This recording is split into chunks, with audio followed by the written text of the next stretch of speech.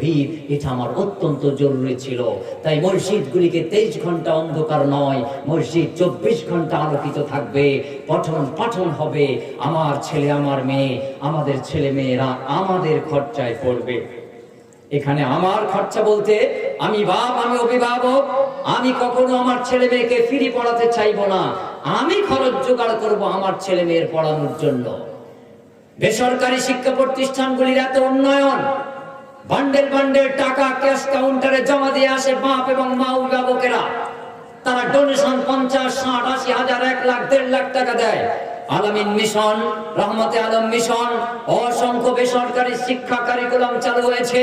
এই শিক্ষা প্রতিষ্ঠানে আমার আপনার ছেলে মেয়েদেরকে দেওয়ার জন্য আমরা লাইনে দাঁড়াই, আমরা অ্যাডমিশন টেস্টে কত সুপারিশ করি, তারপরেও আমরা কারোর কাছে সুপারিশ করি না, ভিক্ষা চাই না।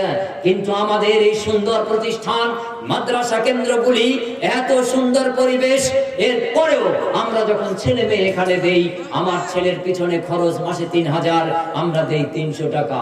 আমার মেয়ের পিছনে খরচ মাসে 2500, আমরা দেই 150 টাকা, 125 টাকা। বাকি টাকাগুলি কে দেবে? কোথায় আপনার সেই বিবেক? কোথায় আপনার সেই চেতনা? কোথায় সে আপনার ইমানি বল? কি আপনি ওয়াদা করেছিলেন? কি আপনাকে আল্লাহ শিখিয়েছিল? কি দায়িত্ব আপনি এই পৃথিবীতে পালন করছেন? আপনার 2টি সন্তান, আপনার একাধিক সন্তান সন্ততি, আপনি বাপ মা অভিভাবক হিসেবে তাদেরকে আপনি শিক্ষিত করে গড়ে যেতে পারবেন না, এটা তো আপনার জীবনের বড় ব্যর্থতা। অতএব আমি বাপ, আমার খরচায় আমার ছেলে মেয়ে পড়বে, আমি মা, আমার তত্ত্বাবধানে আমার ছেলে মেয়ে পড়বে। মাদ্রাসা, এটা হলো ইহকাল এবং পারলৌকিক উভয় কালের জীবনের সফলতার শিক্ষা এডুকেশনের ক্ষেত্র।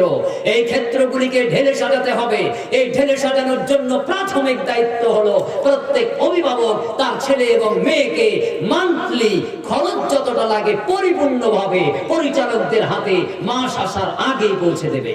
দুর্ভাগ্য আমার মতন আপনার মতন অভিভাবক, তারা আপনার ছেলে মেয়েটাকে সায়েন্স মাস্টারের কাছে পড়ান, প্রাইভেট টিউটরকে মাসে 2000, 2500 টাকা দেন বাধ্য থাকেন। ম্যাথের টিচারকে আপনি 5000 টাকা দেওয়া পর্যন্ত আমি দেখতে পেয়েছি। ইংলিশ টিচারকে আপনি 2000, 2500 দেন। কিন্তু অ্যারাবিক টিচার যিনি, আর মাদ্রাসার টিচার যিনি, মসজিদের ইমাম যিনি, 13 মাস বেতন বাকি। জানতাম বছর 12 মাসে হয়। আর বহু জায়গায় এই চাঁদা খাতা হিসেব করে নিজ চোখে দেখেছি। এমন এমন গ্রামের সদস্য আছে, দায়িত্বশীল আছে, প্রভাব প্রতিপত্তিশালী আছে, তাদের 1 বছর 12 মাসে 13 মাস টাকা বাকি। ইমামের বেতন 15 টাকা, ওর 2 বছর বাকি। চিন্তা করেন আপনি কেমন ব্যর্থ অভিভাবক আমরা। আমি জোর গলায় বলি, এই কারিকুলাম, এই শিক্ষা প্রতিষ্ঠানকে যদি ঢেলে সাজাতে চান, আপনি অভিভাবক হিসেবে দায়িত্ব কাঁধে তুলে নেন। আমার মেয়ে আমার অর্জনে পড়বে, আমার ছেলে আমার টাকায় পড়বে। অতএব আমার ছেলে মেয়ে এটা যদি আমাকে বৃদ্ধ বয়সে কিছু ফিডব্যাক দিতে চায়, রিফান্ড যদি আমি আশা করি, তাহলে অবশ্যই ছেলে মেয়ের উপর আমার ইনভেস্টমেন্ট দরকার। আপনি দোকানদারি করবেন, এই দোকানে মাল কিনতে গেলে পুঁজি লাগবে। যদি পুঁজি খাটান, ব্যবসা হবে, লাভ হতে পারে। আপনি আপনার ছেলে মেয়েকে ব্যবসা হিসেবে পুঁজি খাটাবেন না। ভিক্ষা করে সাইকুল হাদিস পাড়া পাড়া ঘুরে, গ্রাম গ্রাম ঘুরে আপনার ছেলে মেয়ে পড়াবে, আর বৃদ্ধ বয়সে আপনি মা ডাক শুনবেন, বাপ ডাক শুনবেন, এ চিন্তা ভুল। আপনি বাপ, আপনি মা, ছেলে মেয়ে আপনি পড়াবেন, আপনি অর্থ জোগাড় করবেন। আমার 2-3 ছেলে মেয়ে, তাদের পড়াতে আমার যদি ভিক্ষা করা লাগে, আমি একজনের কাছে হাত পেতে ভিক্ষা করে 3000 টাকা জোগাড় করে সাইকুল হাদিস সাহেবের কাছে তুলে দেব, কমিটির হাতে, ক্যাশিয়ারের কাছে তুলে দেব, চলবে। কিন্তু আমার ছেলে, আপনার ছেলে, খালাতো ভাইয়ের ছেলে, মামাতো ভাইয়ের ছেলে, চাচাতো ভাইয়ের ছেলে, সারা এলাকার ছেলে মেয়ে সব এক বিল্ডিংয়ে জোগাড় করে এনে এইবার 500 লোকের ভিক্ষার ঝুলি, এলাকার সব থেকে বড় মুহাদ্দিস সাইকুল হাদিস, সব থেকে বড় শায়েখ, তার কাঁধে ভিক্ষার ঝুলি দিয়ে এবার ইসাপুর বলেন, আর কাটাখালী বলেন, মুর্শিদাবাদ বলেন, আর মালদা বলেন, সারা দুনিয়া ঘুরে বেড়ায় ভিক্ষার ঝুলি নিয়ে। এরা হলেন সমাজের সব থেকে সম্মানিত মানুষ। আপনার আমার চিন্তার কি পার্থক্য একটু দেখেন। আমার মাদ্রাসার শাইখুল হাদিস যিনি, আল্লাহ নবী বলছেন ইনি সব থেকে শ্রেষ্ঠতম মর্যাদাবান মানুষ, আর সব থেকে দামি মানুষটা যদি ভিক্ষার ঝুলি নিয়ে আমার আপনার দ্বারে দ্বারে ঘুরে, তাহলে পড়াবে কখন? ছেলে মেয়ে যাকে মাদ্রাসায় রেখে দিয়েছি ও কি করে পড়াশোনা করবে? মাদ্রাসার শিক্ষক, মাদ্রাসার শিক্ষার্থী, কোন স্কুল কলেজের শিক্ষক শিক্ষার্থী, তাদের একটাই মাত্র কাজ, শিক্ষকরা শিক্ষা প্রদান করবেন, শিক্ষার্থী ছাত্ররা তারা শিক্ষা অর্জন করবেন, এটার মধ্যেই তারা ব্যতিব্যস্ত থাকবে। আর শিক্ষক আপনার কমিটি, পরিচালন পর্ষদ, অভিভাবক অভিভাবিকা, এলাকার মানুষজন তারা চিন্তা করবে এর লজিং কোথায় হবে, এর বোর্ডিং কোথায় হবে, সবজি কোন বাজার থেকে আনতে হবে, চাল ডাল কোথা থেকে আনতে হবে, এ দায়িত্ব শিক্ষক এবং ছাত্রদের নয়। সারা পৃথিবীতে অসংখ্য প্রতিষ্ঠান দেখেছি, ইউনিভার্সিটি বলেন আর স্কুল বলেন আর কলেজ বলেন, এমন পরিবেশ পৃথিবীর অন্য কোন দেশে নজরে পড়েনি। একমাত্র বাংলাদেশ, ভারত, পাকিস্তান কিয়দংশে। এই সিস্টেমে পরিবর্তন ঘটানো অত্যন্ত জরুরি।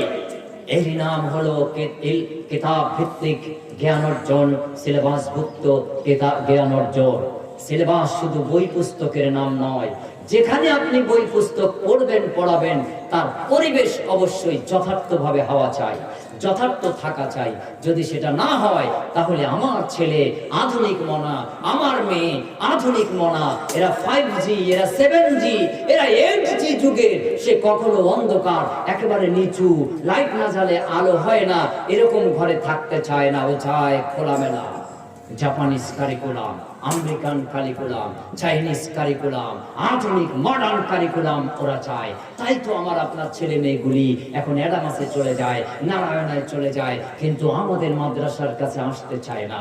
সিলেবাসের পরিবর্তন, পরিবর্ধন, পরিমার্জন, পরিকাঠামোগত উন্নয়ন এবং স্বাধীন চেতা শিক্ষা ব্যবস্থাকে উন্মুক্ত করে দিতে পারলেই আমার আপনার ছেলে মেয়ে সাধারণ ছেলে মেয়ে এরা নয়, এরা এক একটা দেশের রাষ্ট্রপতি প্রধানমন্ত্রী হওয়ার যোগ্যতা রাখে। এরা এক একজন সন্তান, এরা হীরার টুকরা, মণির টুকরা, জহরতের টুকরা। কিন্তু আমি বাপ হিসেবে এদের অবহেলা করে, আমি শিক্ষক হিসেবে এদের অবহেলা করে প্রথম বেঞ্চি থেকে ওদের 13 নম্বর বেঞ্চিতে পাঠিয়ে দিয়েছি। ও পারে না, ওর সামনের কাতারে জায়গা দেওয়া যাবে না। আধুনিক কারিকুলামে ক্লাসে যুক্ত হয়েছে কাউন্সিলিং। যখন মিশনগুলিতে ট্রেনিং এ ট্রেনারে যাই, ট্রেনার হিসেবে যাই, যখন কাউন্সিলিং এ যাই, তখন আনন্দ হয় যে আমাদের ঘরের ছেলেরা এত মেধাবী। আনন্দ আপ্লুত হয়ে যায়, উল্লাস করি মাইক্রোফোনের সামনে এসে। আজকে দেখে আসলাম এই মিশনে, এই শিক্ষা প্রতিষ্ঠানে, এই বিএড কলেজে, এই ডিএলএড কলেজে, এই ডিপ্লোমা ইন ফার্মাসিতে, আরো কত শিক্ষা কেন্দ্রে যে পিছিয়ে পড়া শ্রেণী, তাদের গত সপ্তাহে আমরা কাউন্সিলিং করে এসেছিলাম, গত মাসে কাউন্সিলিং করেছিলাম, গত পরীক্ষার আগে কাউন্সিলিং করেছিলাম। এই পরীক্ষায় দেখলাম আগে যারা ফার্স্ট হতো, এই পিছিয়ে পড়া শ্রেণী, তারা এইবার তাদের সাথে টেক্কা দিয়েছে। তারা পেয়েছে 99.99% নাম্বার, এই ছেলেটাও 90% নাম্বার পেয়েছে। পিছিয়ে পড়া বলতে কোনো ছেলে পৃথিবীতে জন্ম নেয় না, সকলেই মেধার দিক থেকে সমান। বিজ্ঞান বলছে, সায়েন্স বলছে, মানুষের মেধা মগজে আপনার 2200-র বেশি সেল রয়েছে, অর্থাৎ কার্যকরী ক্ষমতা বিশিষ্ট ক্ষমতা পাওয়ার রয়েছে। এর মধ্যে কার্যকরী হলো মাত্র 7 থেকে 9টি। সব থেকে জ্ঞানী বৈজ্ঞানিক শ্রেণী যারা, তাদের কার্যকরী মেধা, ব্রেনের সেল কার্যকরী